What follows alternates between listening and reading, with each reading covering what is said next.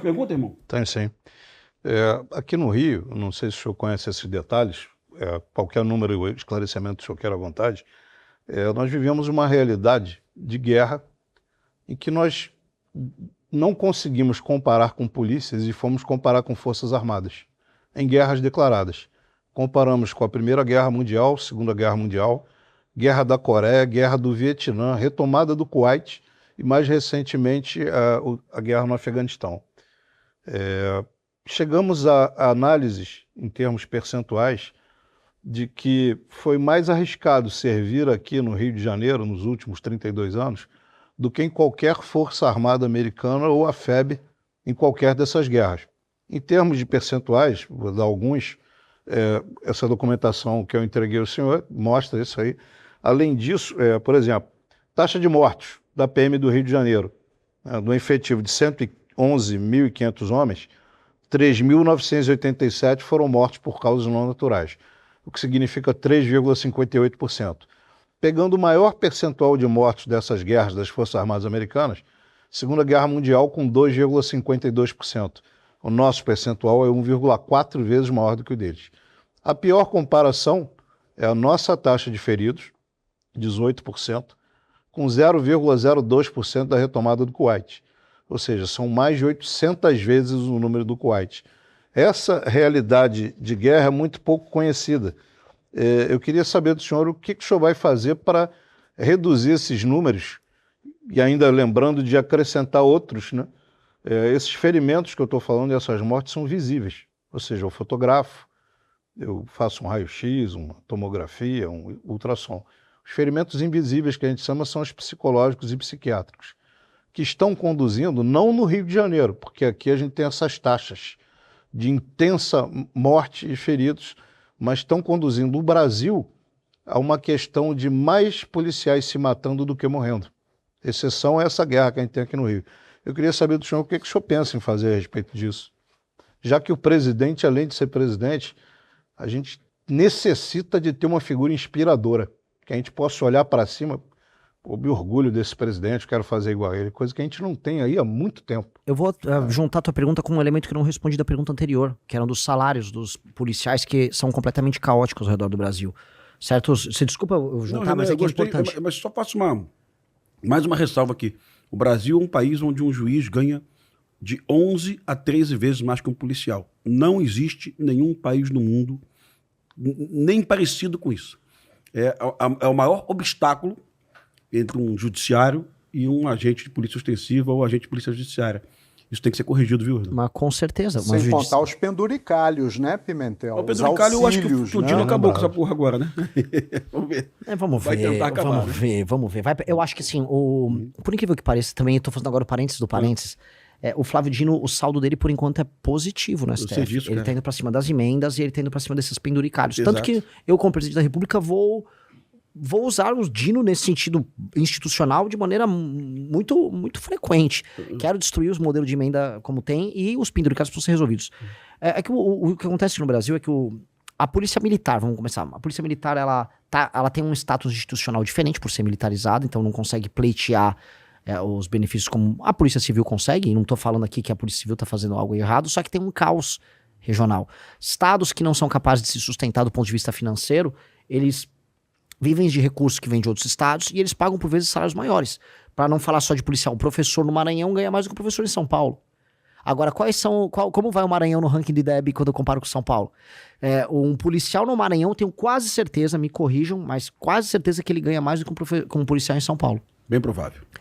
Um policial civil no Pará ganha mais do que um policial civil em regiões mais desenvolvidas. O policial civil do Amapá é o mais bem pago do Brasil hoje. Eu acho isso, desculpa, um absurdo. Sim. É um absurdo, é um desrespeito. Primeiro, os resultados apresentados nessas regiões, em termos de enfrentamento ao crime, são menores.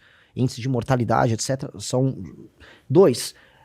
Esses estados não vivem com recursos que são extraídos da própria população por impostos. Isso vem de outros lugares do Brasil. Isso é apenas lobby institucional de um regime oligárquico que empobrece o Estado e empobrece o Brasil e que humilha a mesma categoria em outros estados. Isso está acontecendo o tempo todo. Vai ter que normatizar isso. Ainda tem um último ponto. O custo de vida em São Paulo, no Rio, é muito maior do que em Macapá. Sim. Então, o policial é muito mais pobre. Em São Paulo, por exemplo, o governo estadual de São Paulo, já há alguns anos, uns 15, 20 anos, adotou a política de ter muitos policiais e fazer aquele coisa de enxameamento, né, com as motos e tal. Então, eles precisam de muitos policiais com salários mais baixos. Então, o policial em São Paulo ganha muito menos. E aí tem muitos elementos, por exemplo, ele ganha menos, então ele vai morar num bairro mais humilde que é controlado pelo crime. Coisa que a gente vai precisar fazer em São Paulo e no Rio, até que eu acho que não apenas melhorar a qualidade de vida, mas atentam para esse problema, é criar uma política de habitação para que o policial viva em regiões mais seguras nesse processo de transição de destruição do crime organizado. Vilas militares. Exato, eu vi isso nos Estados Unidos. Sim. Tem que ser protegido, tem que tirar ele, vamos dizer, da proximidade com alguém que pode gerar dano pra ele e pra família dele. E não só dano, porque quando você tá convivendo com o cara que comete o crime, você começa a criar leniência com o crime, leniência com o comportamento. E você tem até a cooptação, eventualmente, de um policial pra um sistema relacional criminoso. Então, precisamos fazer esse isolamento. Até uma política de habitação de crédito consignado ao salário dele, para que a pessoa consiga adquirir com um valor especial um apartamento em outro lugar. Precisamos fazer isso. Agora, na tua pergunta que envolve a mortalidade, eu tenho que ter a humildade de dizer aqui que eu não sou eu seria o comandante em chefe do Brasil para fazer o enfrentamento ao crime. Agora eu vou entrar no detalhe e falar qual política eu, como presidente da República, vou adotar, política técnica no enfrentamento no campo de batalha. Isso vai ser para o time nosso que vai administrar não só a parte de segurança, no ministério nosso que tem que agregar tudo, mas na nossa relação com os governadores, num estado maior que a gente precisa fazer para destruir o crime organizado no Brasil, porque a vida policial vai importar muito. O que eu sei é, policial morreu, a família dele não pode esperar meses para receber a valor da pensão que a mulher tem, a esposa tem que ter. Isso tem que sair no máximo em 2 semanas. Tem que ser muito rápido. Policial termina processado por conta de uma operação. Se eu não conseguir alterar a lei rápido, eu vou colocar a Advocacia Geral da União para servir os policiais militares no Brasil. A própria Advocacia Geral da União, para fazer a defesa do policial. Porque hoje tem policial que tem que pagar, tem que fazer vaquinha para pagar o advogado dele para isso. Isso eu tenho condição de fazer, isso eu tenho, vamos dizer, institucionalidade para poder atuar, para colocar isso à disposição. Porque eu vou propor a guerra. E eu quero dessa vez, para acabar com essa mortalidade geral, reconhecer que nós estamos num estado de guerra, como o senhor colocou, e de maneira muito correta, é um estado de guerra, só que um lado reconhece que é guerra. O crime sabe que é guerra. Ele cria músicas falando que é guerra, ele se arma pra uma guerra, agora tá comprando drone inspirado numa guerra, e o outro lado finge normalidade. Pra mim não é fingir normalidade, é fingir demência quando a gente não aceita que é guerra. E o que eu vou propor pras polícias é, eu vou te dar o direito a ter a guerra final contra eles. Vamos retomar os territórios, vamos mudar a legislação e vamos vencer eles. E depois de vencer eles, adotar as políticas, que é a parte mais difícil, de tornar os lugares, os territórios e as ruas brasileiras habitáveis e que não sejam novamente cooptados pelo crime.